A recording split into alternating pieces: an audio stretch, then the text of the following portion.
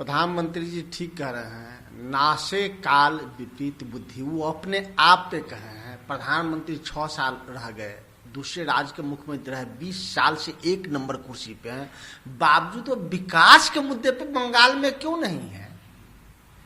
कभी खून खराबा, अगरा पिछड़ा, हिंदू मुस्लिम की बात करते हैं। प्रधानमंत्री जी को तो विकास की बात करनी चाहिए। देश के पहले प्रधानमंत्री निकले 70 साल के बाद, जो विकास के मुद्दे पे कहीं वोट मांग ही नहीं सकते। कभी पाकिस्तान का वास्ता, कभी श्री राम का वास्ता, कभी राम मंदिर का वास्ता, कभी 3 तलाक का वास्ता, नई नई हथकंडे से प्रधानमंत्री जी वोट मांग रहे हैं। प्रधानमंत्री जी थोड़ा रोजगार के नाम पे वोट मांग लेते, थोड़ा महंगाई के बाद नाम पे वोट मांग लेते, थोड़ा किसान के मुद्दे पे नोट मांग लेते, थोड़ा बेरोजगारी के मुद्दे पे वोट मांग लेते। ऐसा प्रधानमंत्री नहीं कह सकते हैं, क्योंकि इन सबों में प्रधानमंत्री सुपर फेल रहे हैं। वे रेलवे, बीएसएनएल, बैंक बेच रहे हैं। कुछ कह रहे थे कि अधिक लोगों को गोली मार दी जाएगी। यह राजनीति में अच्छा नहीं लगता है। अपनी जीव को नियंत्रित करना सीखे। मुझे शर्म आती है कि वे बंगाल में रहते हैं। इस प्रकार के नेताओं को जेल में डालने और राजनीति से हटाने की आवश्यकता है। मैं वास्तव में दुखी हूं और शर्मिंदा हूं। मैंने इस तरह का पीएम नहीं देखा है जो बोलते समय लाइन पार कर जाता है। मैंने सभी धर्मों के लिए काम किया। मैंने क्या नहीं किया है?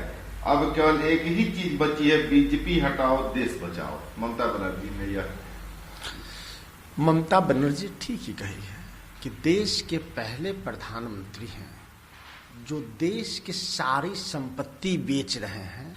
प्रधानमंत्री जी 70 सालों की चर्चा आप करते हैं।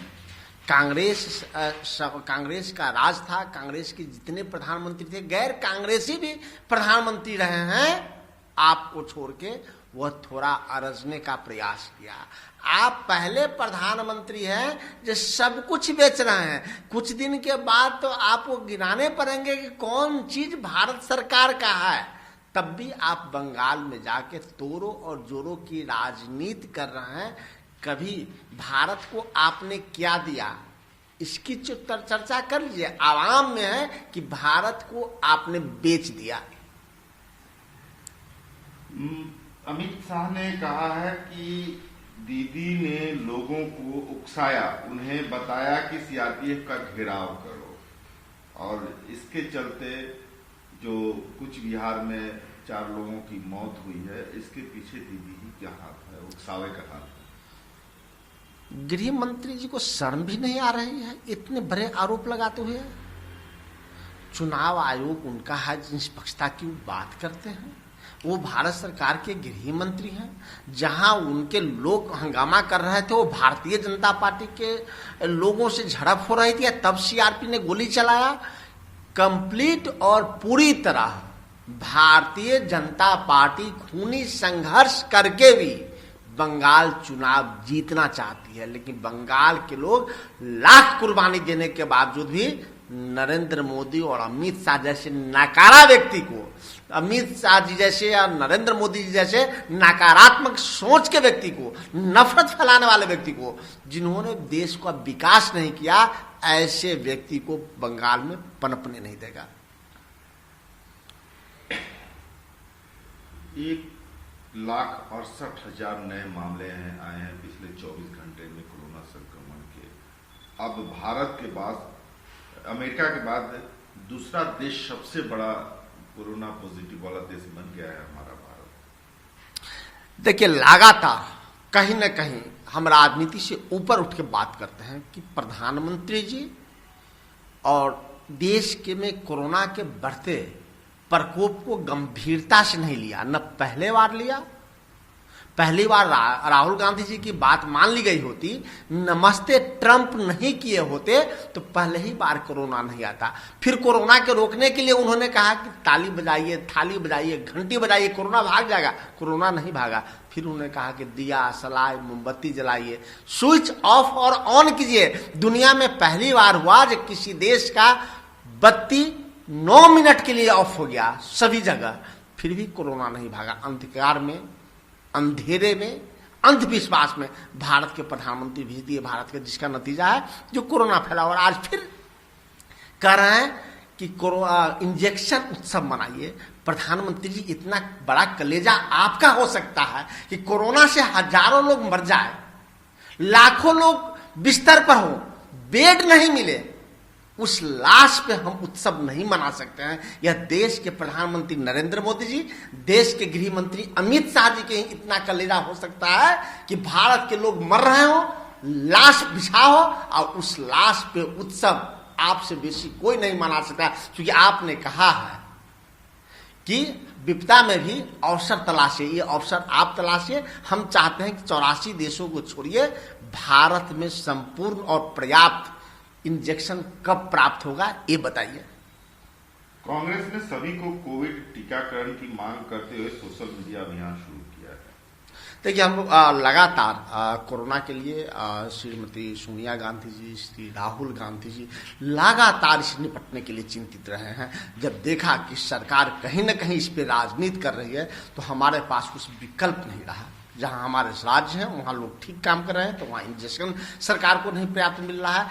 एकमात्र विकल्प बच गया कि हम आवाम से अपील करें कि कोरोना रोकथाम की जो उपाय हो वह बेहतर कीजिए। इंजेक्शन उपलब्ध है तो इंजेक्शन लीजिए, स्वयं को बचने का प्रयास कीजिए, जिससे आप भी बचेंगे और देश भी बचेगा। गुजरात में स्वास्थ्य आपातकाल की ओर बढ़ रहा है, यह टिप्पणी है हाईकोर्ट का, गुजरात के हाईकोर्ट का। सो मोटो कोविड-19 की स्थिति को लेकर के सो मोटो लेते हुए हाईकोर्ट ने गुजरात सरकार की खिंचाई की। देखिए, हम आभार व्यक्त करते हैं माननीय उच्च न्यायालय गुजरात का कि जिन्होंने गुजरात सरकार को आगाह किया कि स्वास्थ्य के क्षेत्र में आपातकाल की स्थिति गुजरात में है। गुजरात में ही नहीं है, संपूर्ण भारत में स्वास्थ्य के कारण आपातकाल की स्थिति बनी हुई है। कहीं गुजरात सरकार फेल है तो कहीं नरेंद्र मोदी सरकार फेल है, क्योंकि इनकी सोच इतना बड़ा बन ही नहीं पाया जो हम स्वास्थ्य के क्षेत्र में बेहतर विकास कर पाए। सिवाय हर सवालों के जवाब इनके पास है, विरोधियों को गाली देना। हमें जितनी गाली देना है दें प्रधानमंत्री जी, लेकिन गुजरात में तो लगातार 30 सालों से भारतीय जनता पार्टी की सरकार है। नरेंद्र मोदी जी 10-15 साल वहां के मुख्यमंत्री रहे, अब देश के प्रधानमंत्री हैं, उनके अनुयायी वहां मुख्यमंत्री है। तब इतना हालात स्वास्थ्य व्यवस्था का क्यों, इतना क्यों चरमरा गया, ये प्रधानमंत्री जी बताएंगे। जम्मू कश्मीर की विशेष स्थिति की बहाली के लिए लड़ाई जारी रखने के पीडीपी के महबूबा मुफ्ती ने ऐलान किया। कहीं न कहीं जम्मू कश्मीर के जो इलाका है, प्रधानमंत्री की जो इच्छा हुई कि धारा 317 हटाना था हटाए, लेकिन कहीं न कहीं लोकतंत्र को बचाने का प्रयास प्रधानमंत्री जी ने किए हैं। जिस राज्य को हमने लोकतांत्रिक बनाया था, जहां लोग मिलकर सरकार को चुनते थे, आज 3 खंड में राज्य को बांट दिए, लेकिन जनता का अधिकार प्रधानमंत्री जी ने खत्म किया। जनता चाह के भी अपने इच्छा अनुरूप मुख्यमंत्री नहीं चुन सकते, क्योंकि मुख्यमंत्री का चुनाव वहां हो ही नहीं सकता। तो कहीं न कहीं लोकतांत्रिक ढांचे को जम्मू एंड कश्मीर और लद्दाख में गिराया गया है।